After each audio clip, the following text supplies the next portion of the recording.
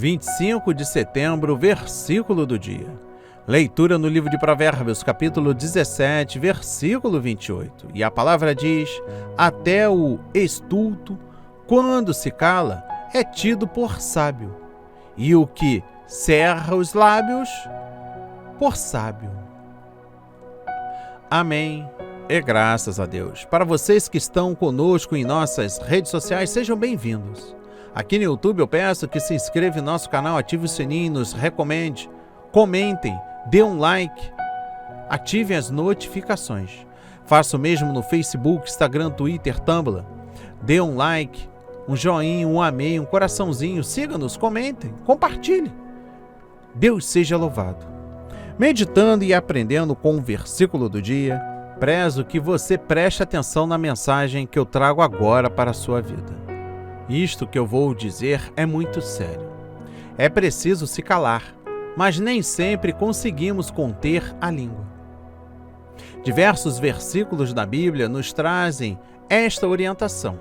Às vezes percebo que, se eu tivesse ficado calado, o problema seria 100 vezes menor ou nem existiria. Mas essa mania de querer dar o ponto de vista, dar opinião, dar conselho, acabam nos colocando em certas enrascadas. Porque nem todo mundo está interessado no nosso ponto de vista, na nossa opinião. Nem todos estão interessados nos nossos conselhos.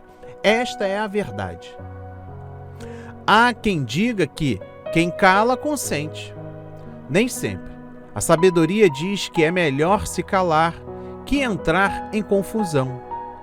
E hoje estamos nos deleitando em uma das partes do livro de Provérbios, capítulo 17. Em uma outra versão eu trago para melhor entender: até o tolo, quando se cala, é considerado sábio. Preste atenção. Se calar e falar somente no momento oportuno é coisa de quem tem domínio próprio. É o tipo de coisa que ninguém pode fazer por nós. Sempre que você desejar falar algo, faça-se as seguintes perguntas: que complicação ou benefício isso que vou falar pode provocar para os outros e para mim? Só então abra a boca, do contrário, mantenha bem fechada. Olha, eu estou falando isso aqui para vocês como se eu fosse expert, mas eu estou inserido nessa situação. Há momentos na vida que devemos ficar calado e ser considerado como tolo. Mas presta atenção, falar menos nos ajuda a ouvir mais. Ouvir mais e nos ajuda a errar menos. E errar menos nos ajuda a nos mantermos longe de confusão. Já tem confusão demais na Terra. Todos os dias tem confusão. Em nossas casas, em nossas igrejas, em nosso trabalho. Até mesmo no ato de você estar falando com um colega no telefone e alguém passar e achar que aquilo foi diretamente para ele. Então, que a gente seja uma confusão a menos. Já percebeu como é agradável estar na companhia de gente, comediante, controlada, que fala na hora certa, que ouve os outros, que não atropela o raciocínio do outro, que sabe dialogar, que não rouba a cena do outro, que fala em tom moderado, olha, eu disse em tom moderado, sem cutucar, que olha nos olhos quando fala, que cuida para não ferir com sua sinceridade? Falar tudo o que pensa não é sinceridade, não. É falta de domínio próprio. É falta de educação. Enfim, podemos ser pessoas melhores. Só depende de nós. E eu encerro o versículo do dia com o seguinte pensamento: o silêncio é uma arte tão importante quanto a arte de falar bem.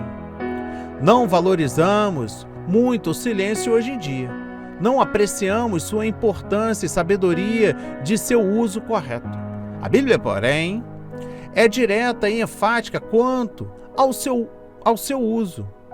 informando que até um tolo parece sábio quando se presta a ficar calado.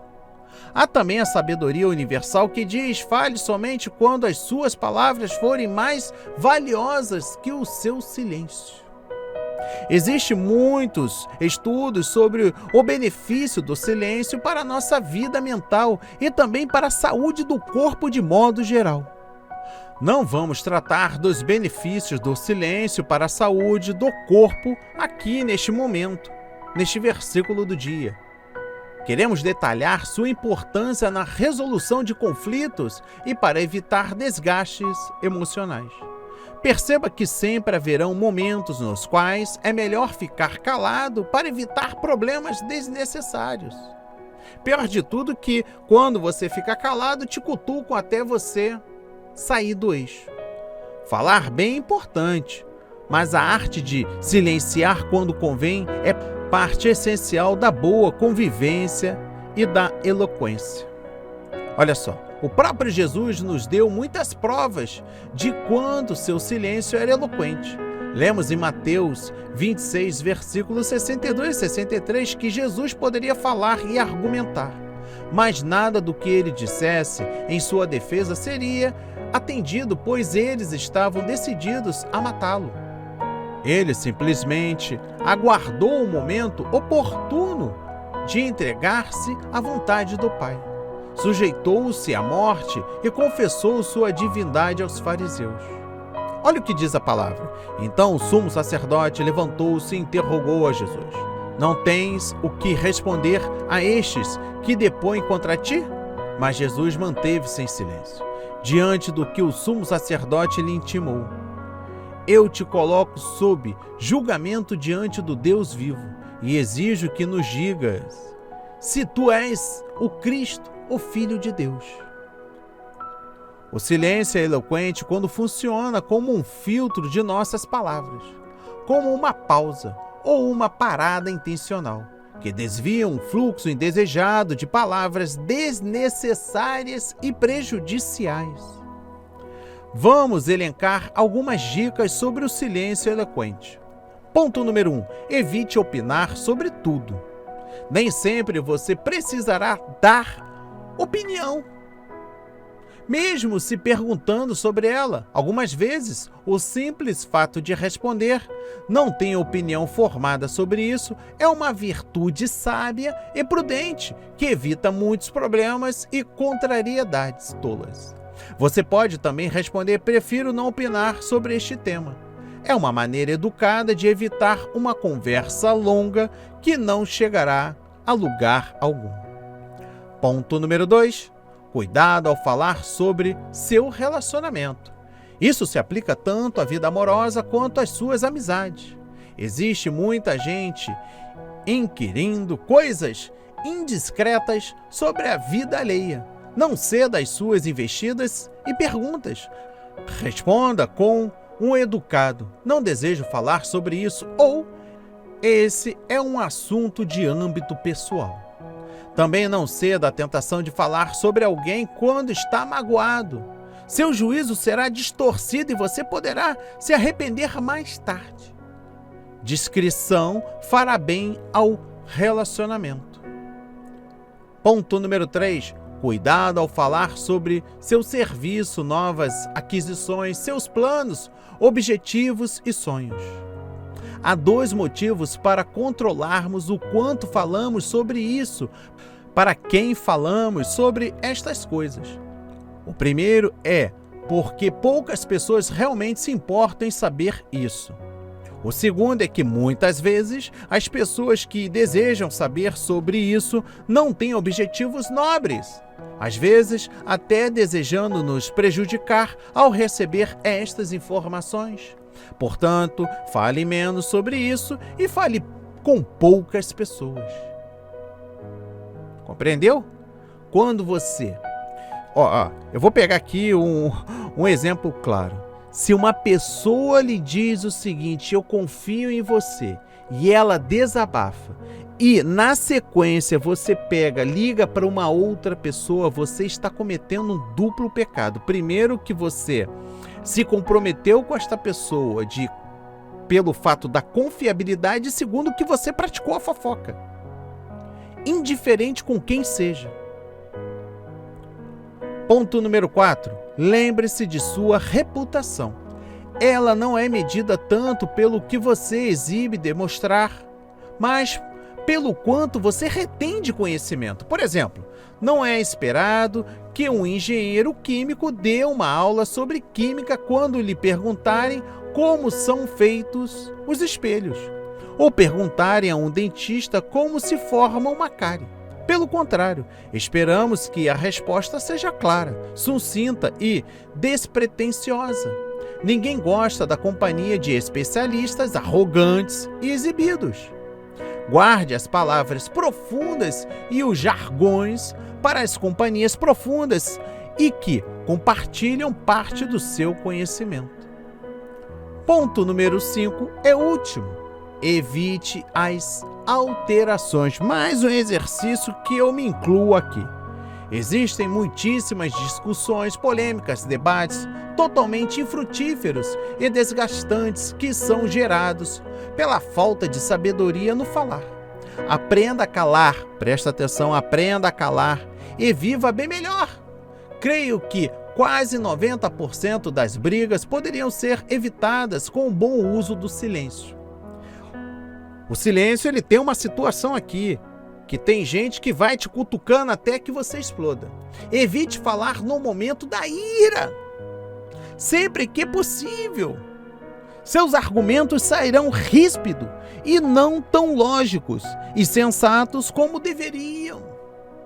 Fala mais, Jesus! Sim, algumas vezes você vai precisar argumentar e redarguir, mas isso dependerá também se o interlocutor terá disposição em ouvir suas razões, e isso nem sempre é possível. Tentar convencer um tolo orgulhoso é impossível. Guarde suas palavras para ser o que o silêncio convença. De todo modo, aguarde até que a situação esteja mais calma para então retomar as argumentações. Olha que tema hoje, hein? Este é o primeiro versículo que passa dos 10, versículo do dia que passa dos mais 10 minutos. Mas continuemos, estamos encerrando. Sempre é bom refletirmos se o nosso silêncio não será mais produtivo que nossas palavras. Isso nos dará muito mais oportunidades de demonstrarmos a sabedoria e o bom senso que Deus nos proporciona. E lembre-se, meu irmão, minha irmã, até o tolo, quando se cala, é reputado por sábio, e o que cerra os seus lábios é tido por entendido. A palavra de hoje foi semeada em corações quebrantados para a honra e a glória do Senhor. Receba este alimento diário, não hesite, compartilhe. Deus está interessado na sua dor. Oremos. Pai amado, bendito Senhor, meu Deus e meu Pai, muito obrigado, Jesus Cristo, Pai. Eu vi, eu li, eu meditei, eu falei, externei, segundo a sua vontade, meu Pai. Quantas verdades foram anunciadas aqui, foram ditas, Pai. Quantas vezes saímos como errados, quando na verdade deveríamos nos silenciar, ficar calados, não devolver o troco. Senhor, perdoa-nos pelas vezes que não nos aquietemos, não freamos as línguas, mas que hoje fica uma grande lição para as nossas vidas. As maiores oportunidades são aquelas que não retribuímos as ofensas, mas sim nos silenciamos. Nos aguardamos no momento certo para nos posicionar segundo o seu querer e realizar. Mas diante de todas as coisas, Pai, muito obrigado, Senhor, por este lindo ensinamento, esta rica palavra no dia de hoje. Em nome de Jesus, eu oro e agradeço e enalteço para todos sempre. Amém. E graças a Deus, graças a Deus, graças a Deus. Meu irmão, minha irmã, não hesite, compartilhe. Deus está interessado na sua dor.